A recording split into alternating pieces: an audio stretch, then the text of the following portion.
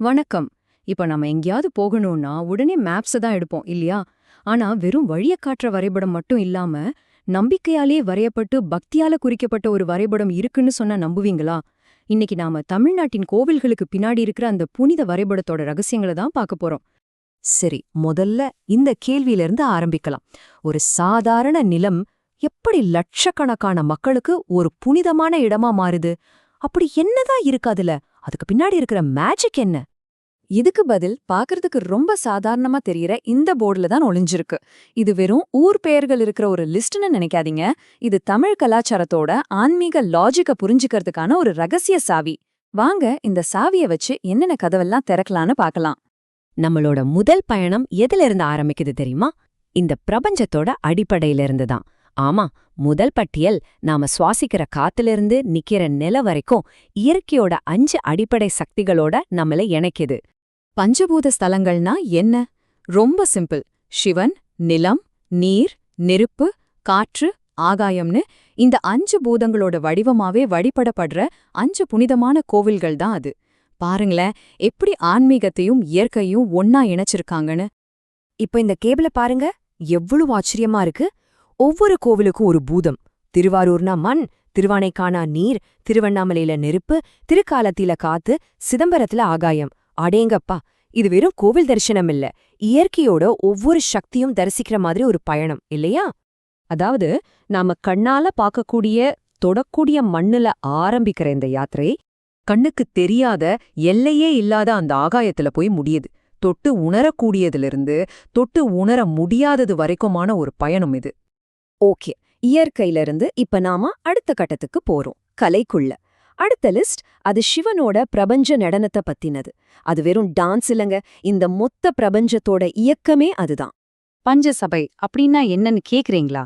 சிவன் தன்னோட அந்த உலக புகழ்பெற்ற தாண்டவத்தை ஆடினதா சொல்லப்படுற 5 பெரிய சபைகள் அல்லது அரங்குகள்.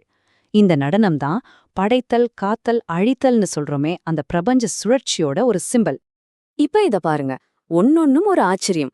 சிதம்பரத்துல தங்கம் மாதிரி ஜொலிக்கிற பொற்சபை, மதுரையில வெள்ளியோட அழகுல மிளிரும் வெள்ளியம்பலம், திருநெல்வேலியில தாமிர சபை, திருக்குற்றாலத்துல ஓவியங்கள் கதை சொல்ற சித்திர சபை, திருவாலங்காட்லயோ ரத்தினங்கள் மின்னும் ரத்தன சபை.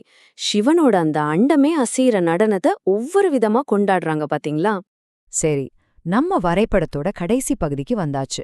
இது ரொம்பவே சுவாரஸ்யமானது. பக்தியோட இன்னொரு கோணம், அதாவது யாத்திரை போறதோட முக்கியத்துவம். அது எல்லாருக்கும் எப்படி சாத்தியமாச்சுங்கிறத பத்தி தான் இது. காசி, அதாவது வாரணாசி, ஹிந்துக்களுக்கு இது ஒரு பெரிய கனவு. ஆனா யோசிச்சு பாருங்க, தமிழ்நாட்டிலேருந்து எல்லாராலையும் அத்தனை தூரம் போக முடியுமா? கஷ்டம் இல்லையா? அதுக்காகவே இங்கே நம்ம தென்னாட்டிலேயே காசிக்கு போன புண்ணியத்தை கொடுக்கற சில இடங்கள் இருக்குன்னு ஒரு ஆழமான நம்பிக்கை. இது ஒரு ஸ்பிரிச்சுவல் டெமோக்ரஸின்னு கூட சொல்லலாம். அப்படி காசியோட புண்ணியத்தை தர்றதா சொல்லப்படுற எத்தனை இடங்கள் நம்ம ஊர்ல இருக்குன்னு நினைக்கிறீங்க? கெஸ் பண்ணுங்க. 1 இல்ல, 2 இல்ல, மொத்தம் 6 இடங்கள். அந்த 6 ஊர்கள் இதோ: திருவெண்காடு, திருவையாறு, மயிலாடுதுறை, திருவிடைமருதூர், திருசாய்க்காடு, அப்புறம் திருவாஞ்சியம். இந்த ஊர்களுக்கு போனா காசிக்கு போக முடியாதவங்களும் அதே பலன் அடையலாம்னு சொல்றாங்க. ஓகே, இப்போ நாம 3 தனித்தனி பாதையில பயணம் செஞ்சிருக்கோம். பஞ்சபூதங்கள், 5 சபைகள், காசிக்கு சமமான தலங்கள். இப்ப இது 3ஐயும் ஒன்னா சேர்த்து பார்த்தா நமக்கு என்ன புரியுது? இங்கதான் இந்த மொத்த வரைபடத்தோட அர்த்தமே இருக்கு. இது நமக்கு 3 விஷயங்களை ரொம்ப அழகா சொல்லுது. 1, இயற்கைய மதிக்கணும், ஏன்னா அங்கதான் இறைவன் இருக்கான். 2, கலைய ரசிக்கணும், ஏன்னா அது வழியாவும் இறைவன் வெளிப்படுறான். 3வது ரொம்ப முக்கியமானது, ஆன்மீகம்ங்கிறது எல்லாருக்கும் பொதுவானது, அதை எல்லாருக்கும் கொண்டு சேர்க்கணும். இது வெறும் கோவில்களோட லிஸ்ட் இல்ல, இது ஒரு முழுமையான நம்பிக்கையோட நிலப்பரப்பு. இந்த ஆன்மீக வரைபடம் உங்களை கண்டிப்பா யோசிக்க வச்சிருக்கோன்னு நம்புறேன். இப்ப கடைசியா உங்களுக்கு ஒரு கேள்வி.